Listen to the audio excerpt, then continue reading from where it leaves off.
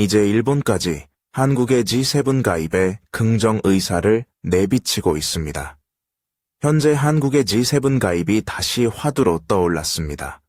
이재명 대통령이 프랑스 G7 정상회의에 초청국 자격으로 참석해 G7 정상들과 함께 회의장에 들어가고 기념사진도 찍었습니다.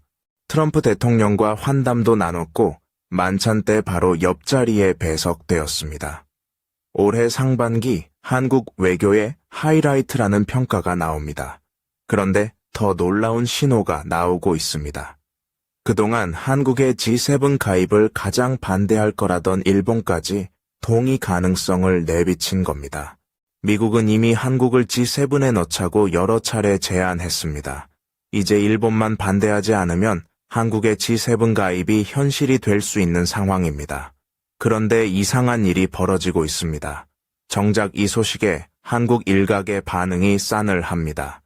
세계 최고 선진국 클럽에 들어가는 명예로운 일인데 왜 반응이 떨떠름한지 궁금합니다.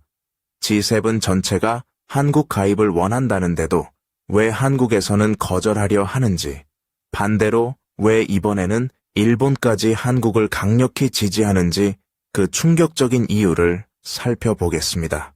먼저 한국이 G7에 들어갈 자격이 있는지부터 봐야 합니다. 결론부터 말하면 차고 넘친다는 분석이 나옵니다. 한국은 1인당 국민소득 3만 달러 이상의 인구 5천만 명 이상을 동시에 달성한 나라, 이른바 3050 클럽입니다. 이 기준을 충족하는 나라는 전 세계에서 손에 꼽고 대부분 G7 회원국입니다. 무역 규모도 압도적입니다. 2025년 한국 교역액은 1조 3천억 달러를 넘어 G7 회원국인 이탈리아와 캐나다를 앞서거나 비슷한 수준이고 프랑스와도 큰 차이가 없습니다. 반도체, 배터리, 조선, 방산, 문화 콘텐츠까지 세계적 경쟁력을 갖췄습니다. 미국 싱크탱크 헤리티지 재단도 한국이 G7 가입 자격을 충분히 갖췄다고 평가했습니다. 객관적으로 한국은 이미 세계 정상급 국가이고 자격은 문제가 안 된다는 겁니다. 그런데 진짜 문제는 다른 데 있다고 전해집니다. 가장 먼저 짚어야 할 건 일본입니다. 일본은 G7의 유일한 아시아 회원국입니다. 이게 일본에게 얼마나 중요한 타이틀인지 알아야 합니다. 일본의 국제적 영향력이 예전 같지 않은 지금, 아시아 유일 G7 회원국이라는 자리는 일본 자존심의 마지막 보루입니다. 자민당 일각에서는 여전히 한국을 자기들과 동등하게 보는데 거부감이 강합니다. 한 전직 주일대사도 일본이 그 지위를 한국과 나누려 할지는 미지수라고 했습니다. 일본이 외교계에서 지금까지 한국을 반대해 온 전력도 화려합니다.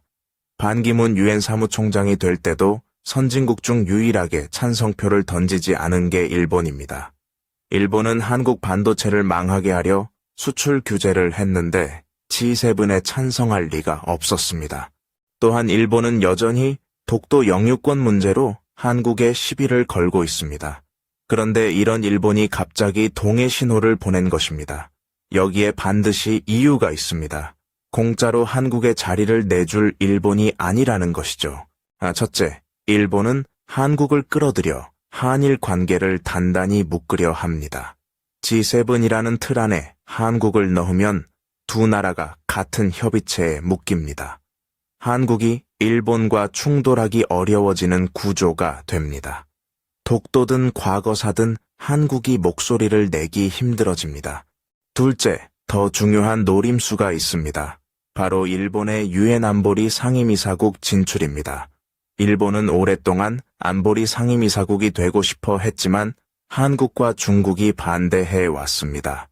일본이 한국의 G7 가입을 지지하는 대가로 한국의 안보리 상임이사국 지지를 요구할 가능성이 큽니다. 쉽게 말해 너의 G7을 도와줄 테니 나의 안보리를 도와달라는 거래입니다. 한국이 명예에 눈이 멀어 응하면 일본의 군사 대국화에 길을 터주는 셈입니다. 마지막으로 일본은 중국과의 군사 분쟁에서 한국의 군사 파워를 이용하려 합니다. 최근 일본 국방상은 한국과 군수물자 상호 지원 협약을 맺자고 강조했습니다. 한국이 G7에 가입되면 이를 일사천리로 진행하려 할 겁니다.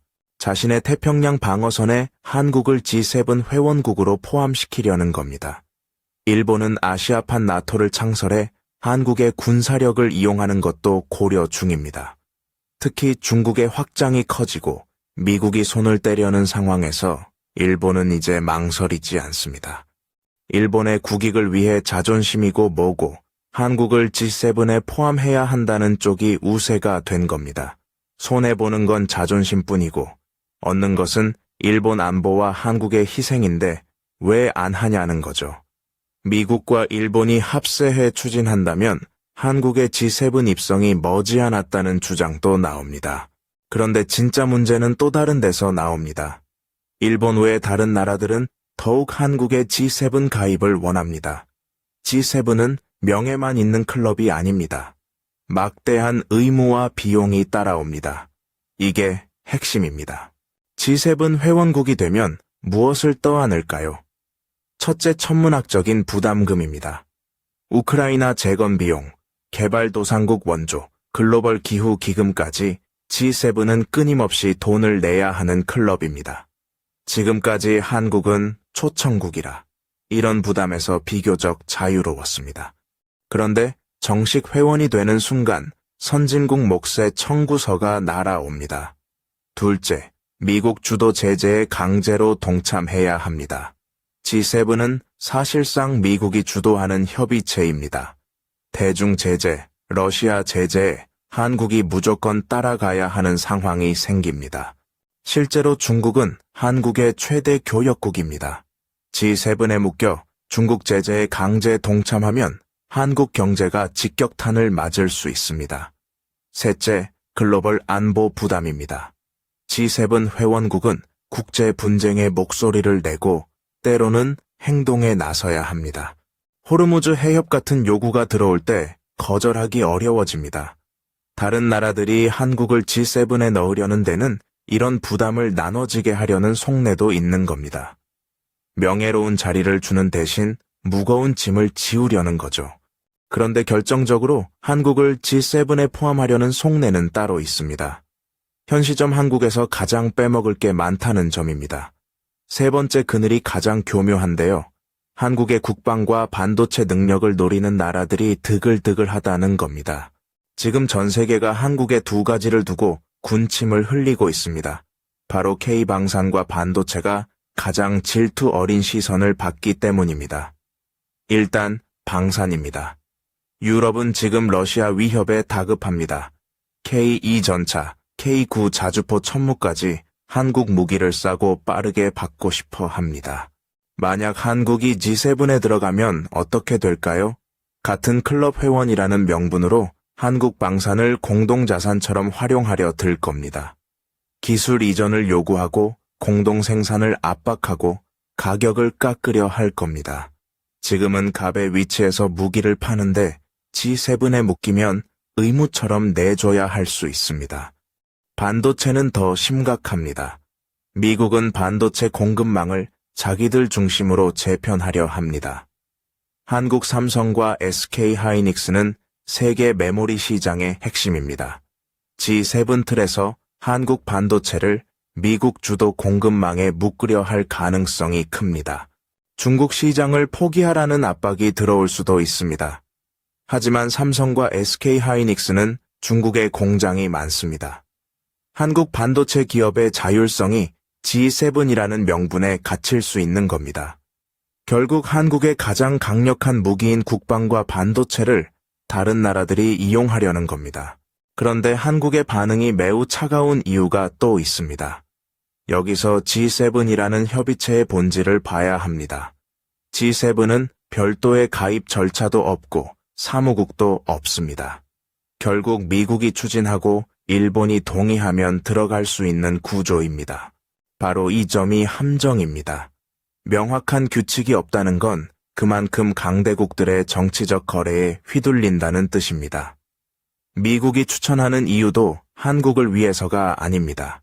중국 부상에 대응하기 위해 한국이라는 강력한 카드를 자기 진영에 묶어두려는 겁니다.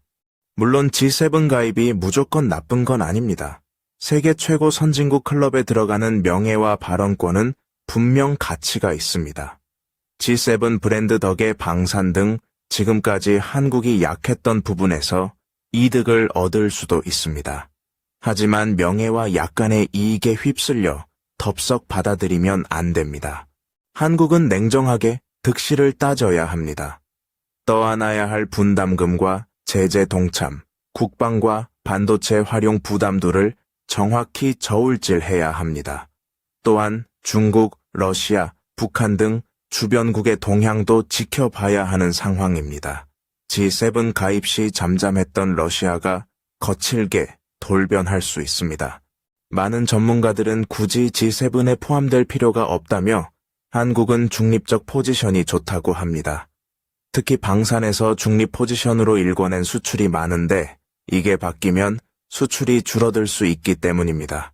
핵심은 명예가 아니라 실리를 철저히 계산하는 겁니다. 만약 가입한다면 한국이 내줄 것과 받을 것을 명확히 하라는 겁니다. 일본이 안보리 상임이사국 지지를 요구하면 단호히 거절해야 합니다. 분담금과 제재 동참도 국익에 맞게 조건을 걸어야 합니다. 거절하거나 피할 수만 있다면 그게 최고라는 거죠. 과연 한국이 G7에 포함될지 귀추가 주목됩니다.